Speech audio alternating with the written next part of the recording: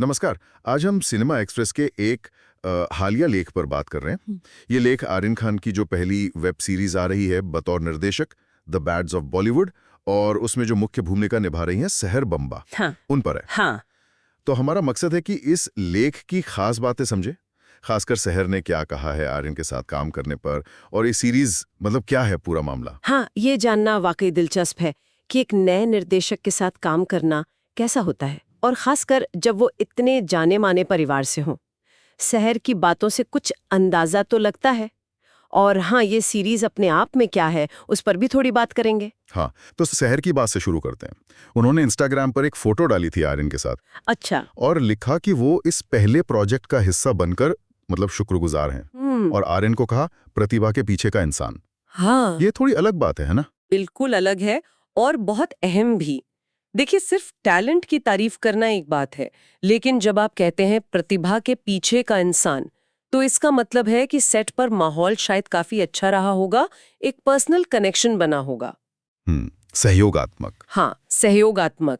क्योंकि जब कोई बड़ा नाम डेब्यू करता है ना, तो लोग सिर्फ काम नहीं देखते, वो ये भी देखते हैं कि वो इंसान कैसा है। तो सहर का ये कहना, ये एक पॉजिटिव साइन है, दिखाता है कि शायद आर्यन ने एक अच्छा माहौल बनाया। सही कहा। अच्छा, अब जरा सीरीज पर आते हैं। ये नेटफ्लिक्स पर आएगी। लिखा और डायरेक्ट किया है आर्यन खान ने, और प्रोड्यूसर हैं गौरी खान, मतलब रेड चिलीज एंटरटेनमेंट। घर का ही प्रोडक्शन है। हाँ, तो इसके अपने मतलब फायदे भी होते हैं और शायद दबाव भी। एक तरफ तो पूरी क्रिएटिव फ्रीडम मिल सकती है, पर दूसरी तरफ उम्मीदें भी बहुत ज्यादा होती हैं। और कास्टिंग देखिए जरा। सहर बम्बा तो हैं ही, साथ में लक्ष्य हैं, राघव जोयाल, अन्या सिंह, मनोज पाहवा, मोना सिंह, बॉबी देओल भी हैं। हाँ, कास्ट तो काफी इंटरेस्टिंग लग रही है। बॉबी देओल बने हैं सार के किरदार के पिता, जो खुद एक सुपरस्टार हैं फिल्म में, अजय तलवार। अच्छा, ये कास्टिंग, हाँ, ये एक सोचा समझा कदम लगता है। मतलब नए चेहरों को, जैसे लक्ष्य, राघव, अन्या, इनको अनुभवी कलाकारों के साथ लाना, जैसे मनोज पाहवा, मोना सिंह, बॉबी देओल, ये कहानी को एक वजन दे सकता है। हाँ, और बॉबी देओल का सुपरस्टार के पिता का रोल निभाना, ये भी दिलचस्प है। शायद इंडस्ट्री की अंदरूनी कहानियों पर कुछ रोशनी डालेगा। और सहार के लिए भी बड़ा मौका है ना, इतने मंझे हुए एक्टर्स के साथ। बिल्कुल। पर यहाँ एक और मतलब बड़ी चौंकाने वाली बात सामने आई है लेख से।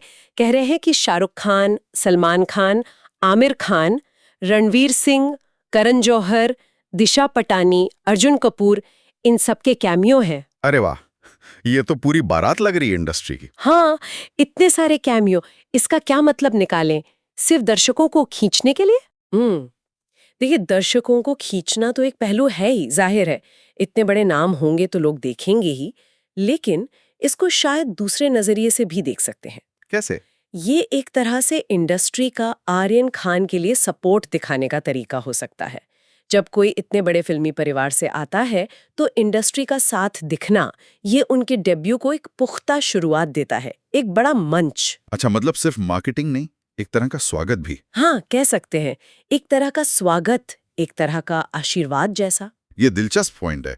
अच्छा, लेख में साहर बम्बा के पिछले काम का भी जिक्र है। द एम्पायर में थी वो, दिल बेकरार में, और हाल में द मिरांडा ब्रदर्स फिल्म आई थी। हाँ, तो इससे ये पता चलता है कि वो इंडस्ट्री में नई नहीं है बिल्कुल। वो अपना एक अनुभव लेकर आई हैं इस प्रोजेक्ट में। सही। और एक उभरती हुई एक्ट्रेस का एक नए डायरेक्टर के साथ काम करना, ये दोनों के लिए सीखने का मौका होता है। सहर के लिए ये एक बड़ा कदम हो सकता है, और आर्यन के लिए उनके अनुभव का फायदा मिलेगा। तो अगर हम सारी बातों को समेटें, तो इस लेख से यही लग रहा है कि सहर बम्बा का अनुभव आर्यन के साथ काफी अच्छा रहा। उन्होंने आर्यन के काम और उनके व्यवहार दोनों की तारीफ की है।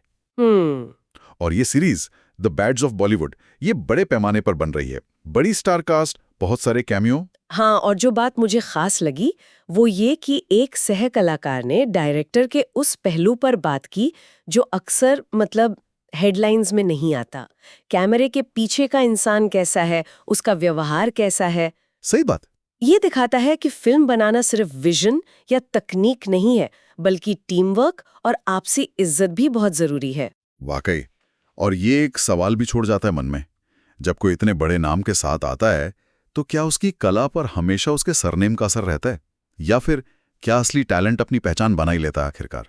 ये सवाल तो हमेशा रहेगा, सोचने वाली बात है।